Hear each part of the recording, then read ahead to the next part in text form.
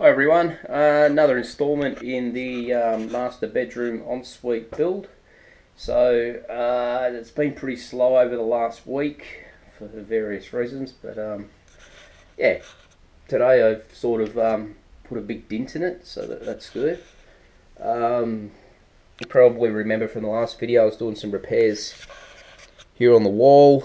I've just put the final skim coat over the top of the two repairs. I've got one down here and we got one here. Just got to give those their final sand and they're done. Had to put a piece of cornice up in here to finish it off. That went in today, so just waiting for that to dry, and then I'll just clean it up a little bit. I have patched the two old holes in the roof where the downlights used to be, which are these ones behind us. I'll try not to get glare in the lens, but those two up there used to be in here, so we've patched those. Again, I've put like a final skim coat over it that just needs to be sanded smooth now, so we're getting there. So that's all I've done in here. And I think I'd already moved that PowerPoint that's in the last video. I've got to replace that PowerPoint with a more modern one, but yeah, that's been moved. So that's all I've done in here. We move in here. So the bathroom. Yeah, so today, during the week, I removed the wall heater, the towel racks, toothbrush holder and all bits and pieces, and then today I've removed the vanity unit and the bathtub and all the frame and everything. So this is what we're left with. Pretty bad plumbing work for the day. Yeah, so I'm going to clean all this up. I'm still working out all my plumbing and everything. I'm going to use the shark bite stuff that I used in the other bathroom. Really easy. So most of this copper pipe will go. The only probably areas where I might leave it intact, these two main pipes here, because these have been soldered at these T-junctions. So I can leave that, get a shark bite copper to PEX joiner and just cut that pipe anywhere and put a joiner in, or put a T-piece on it if I need it, and all that sort of jazz. So yeah, capped off these today. They were for the tap on the vanity, so I got those done. I don't know whether you remember back to the last video, I had a cable, like a PowerPoint cable, coming in through the wardrobe wall, and I said it leads in under the bath. Well, there it is. It goes right through and it goes to this PowerPoint here. So rather than undo all my beautiful work in there, in that junction box, what I'm just going to do is disconnect it from this PowerPoint, pull the cable back through, push it through the hole I've drilled, and then run it in behind the cavity like it is here. So we're just basically going to shove it back in behind this stud and just come around that stud rather than what they did, which was absolutely horrible. And that's it. So that'll be really easy to disconnect from here rather than untwist all the wires in that junction box and get really frustrated and curse and then realise later on that I could have done it this way. But I didn't know what I was going to find. I honestly didn't know where this went. I would have thought that this one came off the PowerPoint in the second bedroom, but obviously not. So there. So the next challenge I've got is this shower. So the frame's going to be easy to take out. I've had this out when I first bought the house 22 years ago. So I've just got to drill out all the rivets. All the rivets will come out. Comes apart in one. Geez, I've got to think now. 3 pieces. 3 pieces. So you got the side panel, the door, and the big panel. That all comes out. Then I've got to work out here how they did this shower base. Now, is this just a concrete shower base that was placed on top of the concrete house slab and stuck down? Was it actually cast into the slab? Like they built a form and then poured a slab, which I think would be pretty hard because the angle, I've had all those tiles out in the base there, and the angle on that shower base looks like it was done in a factory. It was really smooth. It wasn't rough. So hopefully it's just stuck in, because once I get a jackhammer under the edge there, I should be able to easily start chiseling it away. But only time will tell. When we get to that stage, we'll deal with that.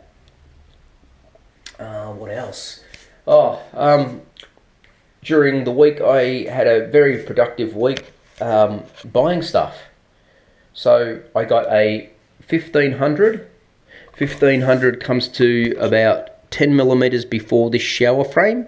So it is pretty tight. But for the money and what I paid, I grabbed the 1500. I could have went a 1200 and it would have finished here at this PowerPoint. It would have given me a gap here.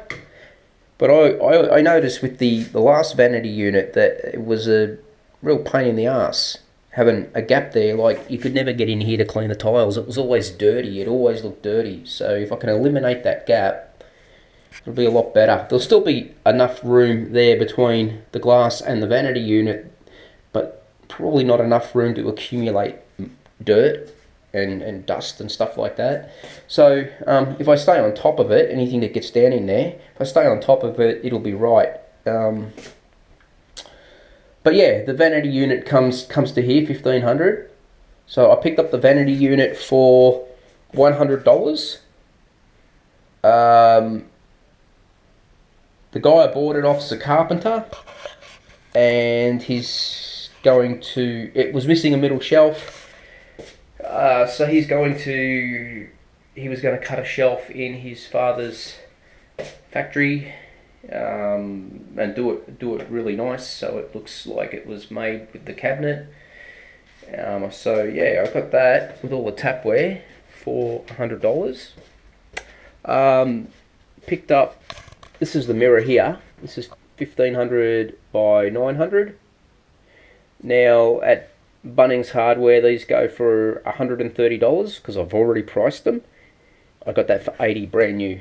The guy bought 2 last year, did renos on his house, only ended up using one of them, changed one of the bathrooms halfway through the renos and realised that was too big, but then couldn't find the receipt to return it. So I've saved $50 on the mirror. That's the door from a shower screen I bought. I picked up a shower screen. It's not that old. It's really clean. The reason the guy pulled it out was because he had leaks behind his wall in his bathroom, and basically to get to all the piping they've had to basically gut the bathroom. So we thought, well, whilst he's redoing the bathroom, he'll put a new shower screen in. So I ended up getting a shower screen. Although I said it was in good nick, it is, but it's it's covered in silicone, which you need to do to seal the thing up. So got the screen over there. So it's in really good condition. There's nothing missing. But yeah, it's just the silicone I've got to clean up along the bottom there, and I'll give it a little bit of a polish, and that almost fits perfect. I've got to come off the wall and make a 100mm, I don't know what you want to call it. You call it, it's not a bulkhead, but it's just an extension of the wall coming out just to make up for the shortfall on that, but it's going to work really good. This is the vanity unit that I bought. It's missing one handle because I'm actually trying to source the same handles that I had in the other bathroom that I did. I want to try and keep the handles matching, and unfortunately the only place I'm going to get them from is my former workplace. So I have to go down and